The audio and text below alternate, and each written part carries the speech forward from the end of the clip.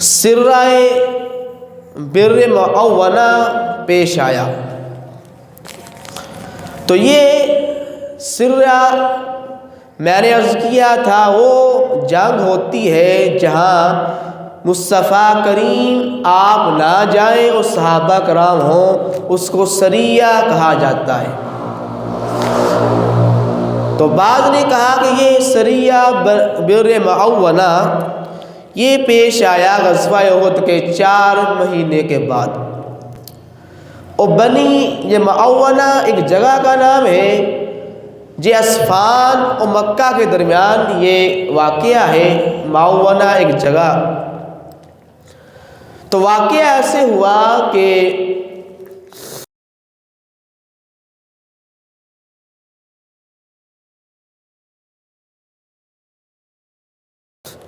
ابو برہ عامر بن مالک بن جعفر ملح السنان اسے کہا جاتا ہے،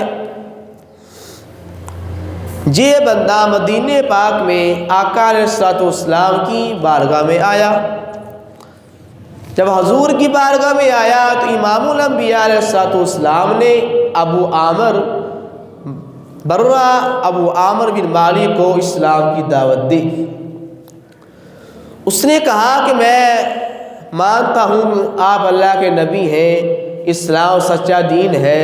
حضور کی تعریف و ثنا کی اور آگے سے کہنے لگا آپ ایسا کریں، میرا جو قبیلہ ہے نجد، وہاں بہت سارے لوگ ہیں، تو آپ صحابہ کرام کو میرے ساتھ بھیج دیں، وہاں جا کر تبلیغ کریں، اور کیا پتہ وہاں کے لوگ بھی مان لے آئیں، اسلام قبول کر لیں۔ تو آگے سے وہ کہنے لگا کہ یا رسول اللہ آپ پریشان نہ ہوں، جو آپ کے صحابہ ہیں نا میری امان میں ہوں گے، ان کی حفاظت کی ذمہ داری میری ذمہ داری ہے، ان کو کوئی تکلیف نہیں پہنچا سکتا، آپ پریشان نہ ہوں۔ تو آقا کریم علیہ الصلوۃ والسلام نے ایک روایت میں 30، ایک میں 40، ایک میں 70 صحابہ کرام کو بھیجا۔ کہ صحابہ کرام 70 وہ تھے جو حضور کے خادم تھے، ازواج مطہرات جو ہماری مائیں ہیں، حضور کی بیویاں ہیں، ان کے گھر کا کام کرتے، پانی لاتے، لکڑیاں لاتے۔ یہ 70 صحابہ کرام وہ صحابہ کرام تھے۔ ان کے امیر بنایا سرکار علیہ الصلوۃ والسلام نے منذر بن عمر رضی اللہ تعالی عنہ کو کہ آپ جائیں ابو عامر کے ساتھ، وہاں جا کر آپ اسلام کی تبلیغ کریں۔ تو اب یہ صحابہ کرام کا قافلہ ابو برہ عامر بن مالک کے ساتھ وہاں پہنچا۔ تو ابو عامر کا ایک بھتیجا تھا عامر بن طفیل، یہ اسلام کے بہت خلاف تھا، بڑا ظالم بندہ تھا۔ تو حضور علیہ الصلوۃ والسلام نے خط بھی لکھا کہ یہ خط میرا اس کو دے دینا، عامر بن طفیل کو، جو ابو عامر بن مالک کا بھتیجا تھا۔ جب صحابہ کرام کا قافلہ وہاں پہنچا، نجد کے اس قبیلے میں پہنچا، تو ابو عمر بن منذر رضی اللہ تعالی عنہ نے وہ خط دیا حرام بن ملحان رضی اللہ تعالی عنہ کو۔ یہ حرام بن ملحان یہ سیدنا انس بن مالک رضی اللہ تعالی عنہ آپ کے پھپھی کے بھائی ہیں، آپ صحابی رسول تھے۔ خط دیا کہ آپ یہ مصطفیٰ کا خط جو عامر بن طفیل ہے وہاں کا سردار، اس کو جا کر یہ خط دیں۔ حرام بن ملحان نے وہ خط لیا، وہ خط لے کر جب عامر بن طفیل کے پاس پہنچے، ان کے ساتھ 2 اور ساتھی تھے، انہوں نے کہا کہ آپ ایسا کریں، میں اکیلا اندر جاتا ہوں اور آپ باہر رہیں، اگر میں صحیح سلامت باہر آ گیا تو ٹھیک ہے، ہم چلے جائیں گے، اگر میں شہید ہو گیا تو تم واپس چلے جانا، کیا پتہ مجھے شہید کر دے، بڑا ظالم بندہ ہے۔ اب حرام بن ملحان رضی اللہ تعالیٰ عنہ یہ خط لے کر وہاں گئے۔ جب خط لے کر گئے تو خط دیا مصطفیٰ کا، وہ بڑا ظالم تھا، اس نے اشارہ کیا اپنے سپاہی کو، اس نے تیر مارا، آپ کے حلق میں لگا تو آپ نے اپنے چہرے سے اور سر سے خون صاف کیا، لیکن تیر بڑا زبردست لگا اور آپ شہید ہوئے۔ آپ نے فرمایا فزت برب الکعبہ، کہ رب کعبہ کی قسم میں کامیاب ہو گیا، میں اللہ کی راہ میں کامیاب ہو گیا، میں شہید ہو گیا۔ آیا شہید کر دیا صحابی رسول کو اس ظالم نے۔ تو اب اس نے کہا کہ ہم صحابہ کرام کے خلاف جنگ کریں گے۔ اپنے قبیلے سے کہا، قبیلے والوں نے کہا کہ ہم ان سے جنگ نہیں کر سکتے، کیونکہ ابو برہ عامر بن مالک نے ان کی ضمانت دی ہے، تو ہم یہ وعدہ نہیں توڑ سکتے۔ تو عامر بن طفیل نے باقی قبائل سے رجوع کیا، امداد منگائی، بہت سارا قافلہ جمع ہو گیا۔ جب قافلہ جمع ہوا تو یہ 70 صحابہ کرام تھے یا 30 سے یا 40 تھے۔ معاونہ ایک جگہ کا نام ہے، وہاں جمع ہوا تو یہاں تک کہ ایک طرف زیادہ بندے ہوں، یہاں تھوڑے بندے تھے، انہوں نے صحابہ کرام کو شہید کر دیا۔ تو ان کے امیر منذر بن عمر رضی اللہ تعالیٰ عنہ آپ اکیلے رہ گئے تھے۔ تو عامر بن طفیل کہنے لگا کہ آپ چلے جائیں، ہم آپ کو امان دیتے ہیں۔ انہوں نے کہیں نہیں کہ اگر میرے ساتھی شہید ہو گئے میں بھی اللہ کی راہ میں شہید ہو جاؤں گا، تمہارے سامنے ہتھیار نہیں ڈالوں گا۔ یہاں تک کہ اکیلے رہ گئے منذر بن عمر رضی اللہ تعالیٰ عنہ صحابی رسول، تو مقابلہ کیا، آپ بھی شہید ہو گئے۔ تو یہ صحابہ کرام کو جب گھیرا گیا لشکر کفار نے، اب یہ صحابہ کرام اللہ سے دعا کر رہے ہیں کہ یا اللہ ہمارا جو سلام ہے نا مصطفیٰ کو پہنچا دے۔ میرا اللہ اب ظاہری وسیلہ تو کوئی نہیں ہے نا، ہمارے پاس نہ اور طاقت ہے، ہم تھوڑے ہیں، یہ لشکر زیادہ ہے، ہمارا جو سلام ہے، ہمارا حال مصطفیٰ کو یا اللہ پہنچا دے۔ اب ادھر یہ صحابہ دعا کر رہے ہیں، ادھر اللہ نے جبریل علیہ السلام کو مصطفیٰ کی بارگاہ میں بھیج دیا۔ اس سارا حال بیان کیا کہ یا رسول اللہ آپ کے صحابہ کرام ان کو شہید کیا گیا ہے اور وہ اس حالت میں ہیں۔ اب حضور نے فرمایا کہ میرے صحابہ تمہارے ساتھی پریشان ہیں، ان کو گھیر لیا گیا ہے۔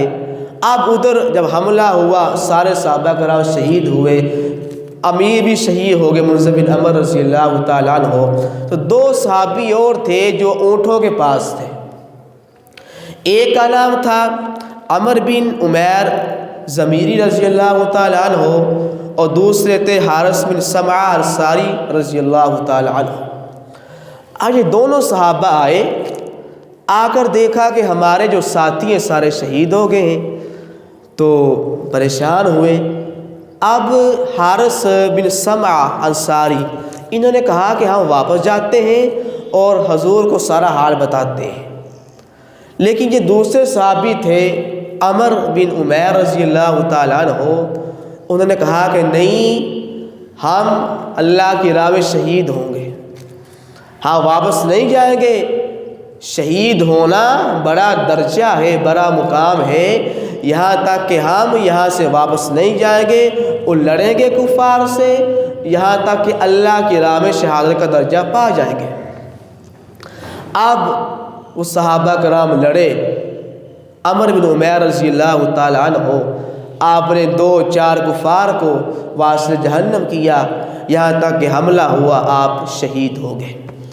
اب دوسرے صحابی حارث بن سمعہ انصاری رضی اللہ تعالیٰ عنہ آپ اکیلے رہ گئے۔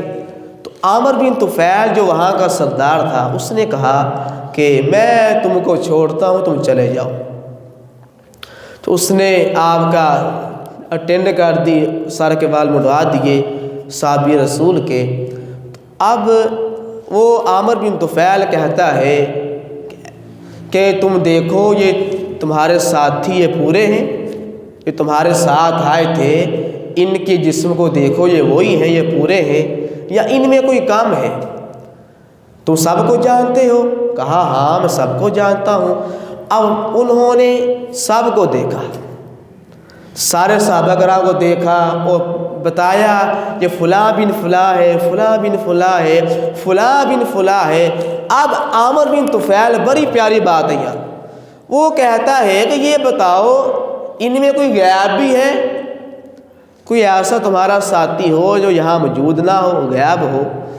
تو انہوں نے کہا کہ ہاں عامر بن فہیرہ رضی اللہ تعالیٰ عنہ، یہ سیدنا ابوبکر صدیق رضی اللہ تعالیٰ عنہ کے آزاد کردہ غلام تھے، وہ یہاں نہیں ہیں، باقی سارے یہاں موجود ہیں۔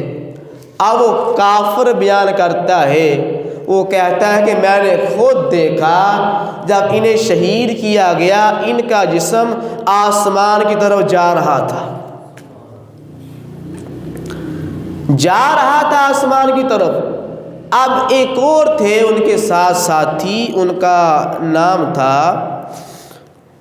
خیار بن سلمہ ان کا نام تھا۔ وہ کہتے میں نے دیکھا کہ جب عامر بن فہیرہ رضی اللہ تعالی عنہ کا جسم جا رہا تھا اور ان کی زبان سے یہ الفاظ سے فزت برب الکعبہ، اللہ کی قسم میں کامیاب ہو گیا۔ اب انہوں نے ایک اور ساتھی سے پوچھا یار اس کا مطلب کیا ہے؟ انہوں نے بتایا اس کا مطلب ہے کہ میں کامیاب ہو گیا، میں جنت میں داخل ہو گیا۔ یہ مقام ہے صحابہ کرام کا کہ جب یہ واقعہ حضور کے پاس آیا تو حضور نے فرمایا اللہ رب العزت نے فرشتوں کو حکم دیا ان کو اٹھاؤ، ان کو دفن کر دو۔ تو اب اس کے بعد کیا ہوا کہ باقی ساتھی سارے شہید ہو گئے۔ حضور علیہ السلام کو خبر ہوئی میرے صحابہ شہید ہوئے تو میرے آقا کو بڑی تکلیف ہوئی کہ میرے ساتھیوں کو شہید کر دیا گیا، انہیں پہلے بلایا گیا، اب بلا کر ان کے ساتھ غداری کی گئی، تو سارے صحابہ شہید ہو گئے۔ جو بندہ لے کر آیا تھا ابو برہ عامر بن مالک، وہ کہتا ہے بڑا پریشان تھا کہ میرے بھتیجے نے یہ کام ٹھیک نہیں کیا، ان کو شہید کر دیا صحابہ کرام کو۔ اب وہ اسی حالت میں مر گیا، اسلام وہ بھی نہیں لایا تھا۔ تو اب میرے مصطفیٰ کریم علیہ السلام آپ کو اتنی تکلیف ہوئی، آپ اتنے پریشان ہوئے کہ 40 دن تک آپ نماز فجر میں قنوت نازلہ پڑھ کے ان کے لیے بد دعا کرتے رہے۔ کتنی بڑی بات ہے کہ حالانکہ میرے آقا رحمت للعالمین ہے، آپ رحمت بن کر آئے ہیں، لیکن جو میرے مصطفیٰ کو تکلیف دیتا ہے، پریشان کرتا ہے، نہ اس کو میرے اللہ معاف کرتا ہے نہ مصطفیٰ معاف کرتے ہیں۔ یہاں تک کہ دھوکہ دیا گیا نا، پہلے کہا کہ آپ آئیں اسلام کی تبلیغ کریں، جب صحابہ کرام کے تو شہید کر دیا گیا۔ اب حضور علیہ السلام 40 دن تک آپ ان کے لیے نماز میں قنوت نازلہ پڑھ کے دعا کرتے رہے، بدعا کرتے رہے۔ اس لیے فرمایا ایک مجمع لگا ہوا ہے، حضور نے دعا کی یمن اور شام والوں کے لیے، یا اللہ ہمارے یمن میں برکت دے، ہمارے شام میں برکت دے۔ ایک بندہ کھڑا ہوا، وہ کہتا ہے یا رسول نجد کے لیے دعا کریں۔ حضور خاموش رہے، تو پھر فرمایا، وہ کہتا حضور دعا کریں نجد کے لیے۔ 3 دفعہ اس نے کہا تو حضور نے فرمایا تمہارے لیے بربادی ہو، نجد سے شیطان کا سینگ ظاہر ہوگا۔ یہ نجد وہی قبیلہ ہے جہاں یہ صحابہ کرام کو شہید کیا گیا۔ اب مصطفیٰ علیہ السلام نے ان کے لیے 40 دن قنوت نازلہ پڑھ کے بد دعا کی۔ حضور آخری ایام تک ان سے ناراض تھے، قبیلہ نجد کے۔ اور اس کے بعد اسی سال 4 ہجری میں بنو نصیر، غزوہ بنو نصیر پیش آیا۔ اب اس کا پس منظر کیا ہے؟ اس کا پس منظر یہ ہے کہ بنو نصیر یہودیوں کا بہت بڑا قبیلہ تھا مدینہ میں، تو ان کا سرکار سے معاہدہ ہوا تھا کہ ہم آپ کو تکلیف نہیں دیں گے، پریشان نہیں کریں گے، آپ کو ٹیکس دیں گے، اور جب کوئی بندہ حملہ کرے باہر سے مدینے پر ہم آپ کا ساتھ دیں گے۔ اب ایک دن میرے آقا علیہ السلام نے ساتھ لیا سیدنا ابوبکر صدیق کو، سیدنا عمر فاروق کو، مولا کائنات مولا علی کو، سیدنا طلحہ اور زبیر رضی اللہ تعالیٰ عنہ کو، مکہ والے صحابہ کرام سے، اور مدینہ پاک سے آپ نے ساتھ لیا سیدنا سعد بن معاذ، اسید بن حضیر اور سعد بن عبادہ رضی اللہ تعالیٰ عنہ کو ساتھ لیا، اور کہا کہ آؤ ہم چلتے ہیں۔ بنو نصیر کا ایک بہت بڑا قلعہ تھا، ان یہودیوں کا قلعہ تھا۔ اب آقا علیہ السلام وہاں گئے تو حضور نے کیا کیا، آپ نے ٹیک لگائی ان کی دیوار کے ساتھ، ان کے قلعہ کی دیوار کے ساتھ ٹیک لگائی۔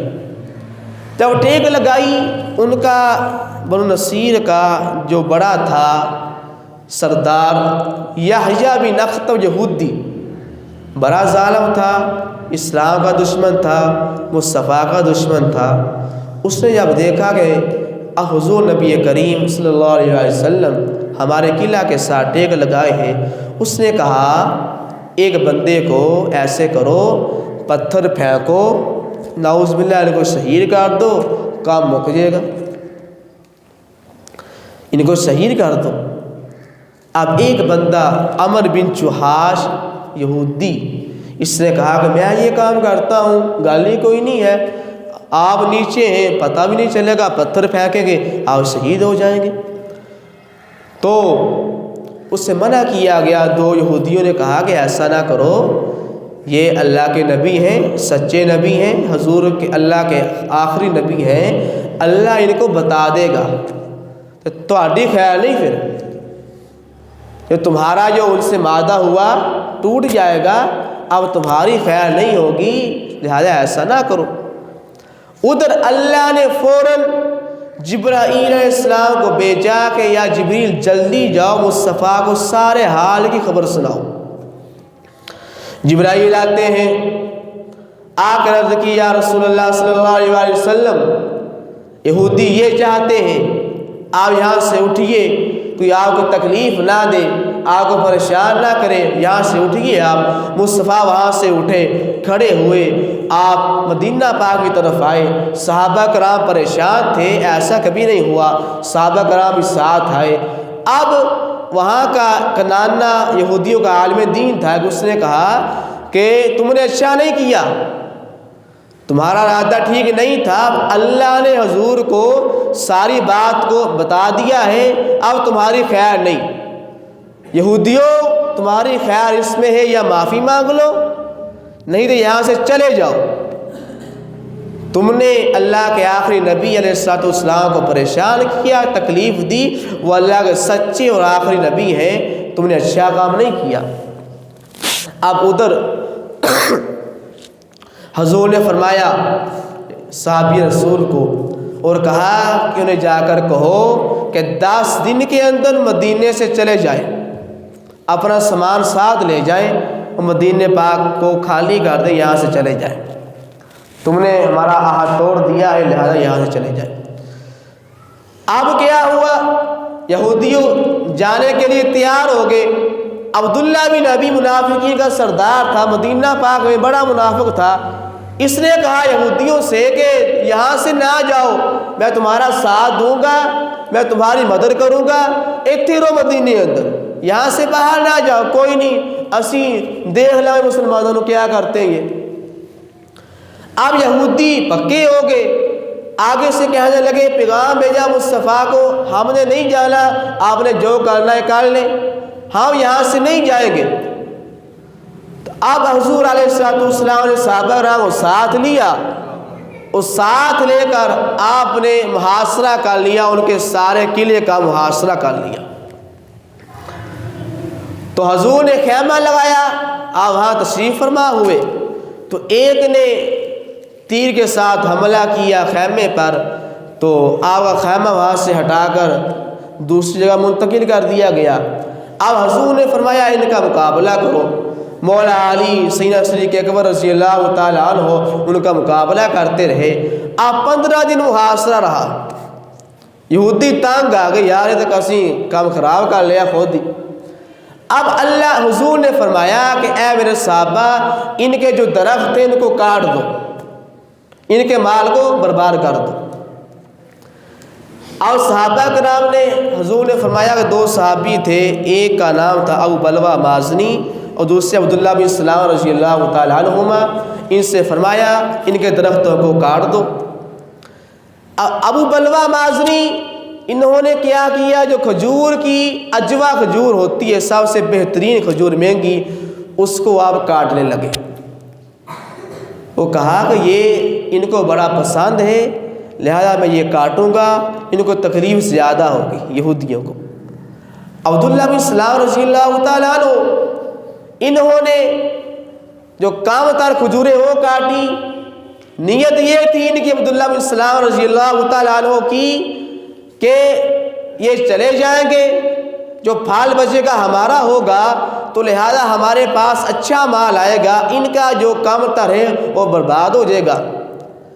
اور صحابہ کرام بعض نے کہا کہ ہم نے کاٹے کہ ہم پھلوں کو نہ کاٹا تو سرکار کا حکم ہے کاٹنا ہے، ہم نے کاٹا تو پھل ضائع ہوگا، اناج ضائع ہوگا۔ اب اللہ نے قرآن نازل کر دیا، ما قطعتم من لینۃ او ترکتموها قائمۃ علی اصولها، اللہ نے فرمایا تم کاٹو ان کے پھلوں کو اور تنوں کو چھوڑ دو، کیوں؟ بِإِذْنِ اللَّهِ، یہ اللہ کا حکم ہے، وَلْيُخْزِيَ الْفَاسِقِينَ، اللہ رسوا کرتا ہے فاسقوں کو، یہ فاسق ہیں، نافرمان ہیں، اس لیے ہم نے ان کو رسوا کر دیا ہے۔ اب جب 15 دن ہو گئے، محاصرہ جاری ہے یہودیوں کے قلعے کا، آ کے یہودی ہے، ایک کام خراب ہو گیا۔ اب وہاں سے اندر سے ایک خط آیا، کہا کہ آپ ہمیں معاف کر دیں، ہم یہاں سے چلے جائیں گے۔ حضور نے فرمایا کہ جلدی یہاں سے چلے جاؤ، مدینہ پاک کو خالی کر دو۔ تو یہ 4 ہجری میں بنو نصیر کو مدینہ سے جلا وطن کر دیا گیا۔ یہودی تھے، انہوں نے مصطفیٰ کو بڑا پریشان کیا، تنگ کیا، اس لیے اللہ نے قرآن میں بار بار فرمایا ہے ایمان والو، یہود و نصارہ تمہارے دوست نہیں ہو سکتے، یہ تمہارے دشمن ہیں۔ وَلَن تَرْضَىٰ عَنْكَ الْيَهُودُ وَلَا النَّصَارَىٰ حَتَّىٰ تَتَّبِعَ مِلَّتَهُمْ، اللہ نے قرآن میں فرمایا اے مسلمانوں، یہ تم سے راضی ہرگز نہیں ہو سکتے، یہ کہتے تم اپنا دین چھوڑ کر ہماری پیروی کر لو۔ لیکن آج کیا حالات ہے کہ ہم غلام ہیں یہودیوں کے، ہمارے حکمران ان کے غلام ہیں۔ کیوں غلام ہیں؟ ہم نے قرآن کی تعلیمات کو پس سے پش ڈال دیا ہے، ہم نے قرآن کی تعلیمات کو بلا دیا ہے۔ اگر آج ہم قرآن پاک پر عمل کریں، قرآن کی تعلیمات کو اپنائیں، تو یقین جانے مسلمان کا وقار سب سے زیادہ بلند ہے۔ صحابہ کرام کے نام سے کفر کام جاتا تھا، یہاں تک کہ 313 ہے، 1000 کا لشکر ہے تو 313,000 پر غالب آ جاتے ہیں۔ کیا ہے؟ اسلام کی طاقت ہے۔ جو بندہ مسلمان ہوتا ہے، اللہ پر بھروسہ کرتا ہے، اس کی مدد اللہ فرماتا ہے۔ یہودی وہ ہیں، انہوں نے انبیاء کرام کو ناحق شہید کیا اور ظلم کیا، مصطفیٰ کو بڑا پریشان کیا۔ اب اللہ نے ان کو ذلیل ایسے کیا اور کہا کہ تم دنیا میں بھی ذلیل ہو اور تمہارا آخرت میں کچھ حصہ نہیں ہے۔ یہودی وہ ذلیل قوم ہے کہ جب عیسیٰ علیہ السلام دوبارہ آپ آئیں گے، دنیا میں آئیں گے، قرب قیامت آپ حکومت کریں گے 40 سال، آپ آ کر سارے یہودیوں کو قتل کریں گے، سب یہودیوں کو مار ڈالیں گے۔ کیوں؟ یہ ایسی نافرمان قوم ہے کہ انہوں نے کیا کیا، انہوں نے اللہ کے نبیوں کو ناحق شہید کیا، اللہ کی بہت ساری نافرمانی کی۔ آج یہی سبق ہے کہ ہم ان کی پیروی نہ کریں، ہم خود مختار ہیں، ہم قرآن کریم کی تلاوت کریں، قرآن پر عمل کریں، قرآن کو پڑھیں، تفسیر پڑھیں۔ قرآن کہتا کیا ہے؟ قرآن نے ہمیں حکم کیا دیا ہے۔ اگر ہم قرآن کو پڑھیں کہ قرآن تو رہ گیا، بندہ مر گیا تو قاری صاحب آگے 2 صورتیں پڑھ جو، کیوں ہی آخری وقت ہی بندے دا روح نہیں نکل دی، بچے بلاؤ سورہ یاسین پڑھ لو۔ قرآن تو ہم نے رکھ لیا اس کام کے لیے، گھروں میں چلے جاؤ، قرآن غلاف کے اندر ہے، اوپر گرد و غبار ہے، کوئی پتہ نہیں ہے، قرآن پڑھنا ہے، قرآن کھولنا ہے ہم نے۔ اگر آج ہم قرآن کو پڑھیں گے نہیں حضرت صاحب، قرآن سمجھنا تو دور کی بات ہے، پڑھتے نہیں ہیں تو آپ اندازہ کریں برکتیں کہاں سے آئیں گی، پریشانیاں کب دور ہوں گی۔ اب حضور تشریف فرما ہے ماشاءاللہ، زیادہ عمر ہے ان کی، ان سے پوچھیں پہلے دور میں ایک بندہ کماتا تھا، سارا گھر والا کھاتے تھے، آج سارے کماتے ہیں، پریشانیاں پھر نہیں جاتی۔ کیوں کہ ہم نے قرآن سے تعلق توڑ دیا ہے، قرآن سے رشتہ ہم نے توڑ دیا ہے۔ آئیے اللہ کی رحمت بہت وسیع ہے، اللہ فرماتا ہے میری بارگاہ میں آؤ میں تم کو معاف کر دوں گا۔ اللہ کی بارگاہ میں آئیں، اللہ سے تعلق جوڑیں، اور جب ہم اللہ سے تعلق جوڑیں گے انشاءاللہ ساری پریشانیاں دور ہو جائیں گی۔ بس آخری بات، ٹائم ختم ہو گیا۔ اسی سال 4 ہجری میں رجم کرنے کا حکم آیا۔ رجم کیا ہوتا ہے؟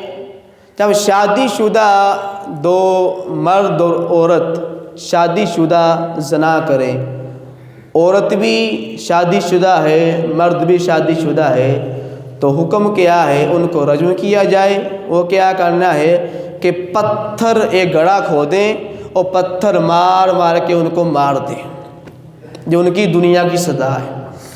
تو اسی سال ایک یہودی مرد اور عورت نے زنا کیا، تو جب فیصلہ مصطفیٰ کی بارگاہ میں آیا، جب فیصلہ آیا تو حضور نے فرمایا کہ اسلام میں بھی اور تورات میں بھی حکم یہ ہے جب شادی شدہ مرد عورت زنا کریں ان کو رجم کر دو، ختم کر دو۔ اب یہودی آئے، آ کر کہنے لگے نہیں جی تورات اندر ہے یا کہ جرا زنا کرے نا شادی شدہ انہوں کھوتے ہوتے بٹھا کے منہ کالا کر کے انہوں فراؤ تے علاقے تو باہر کر دو، رجم نہیں کرنا۔ اب حضور نے فرمایا کہ نہیں، اللہ نے تورات میں یہی حکم دیا ہے اور قرآن کا یہی حکم ہے کہ جو شادی شدہ مرد اور زنا کرے ان کو رجم کر دو۔ اب حضور نے فرمایا تورات لاؤ۔ جب تورات لائی گئی میں پڑھو اسے، جب یہودی نے آ کے تورات پڑھی، عبداللہ بن سلام رضی اللہ تعالیٰ عنہ اسلام لے آئے تھے، یہودی کو بہت بڑے عالم دین تھے۔ آؤ یہودی جو تورات پڑھ رہا تھا، جب حکم آیا نا کہ جو بندہ زنا کرے شادی شدہ اس کو رجم کر دیں، اوپر اس نے ہاتھ رکھ لیا۔ عبداللہ بن سلام نے کہا کہ ہاتھ پڑھا کرو، یہاں سے پڑھو، یہاں کیا اللہ نے حکم دیا ہے؟ اللہ نے حکم دیا ہے کہ تم شادی شدہ مرد اور زنا کریں ان کو رجم کر دو۔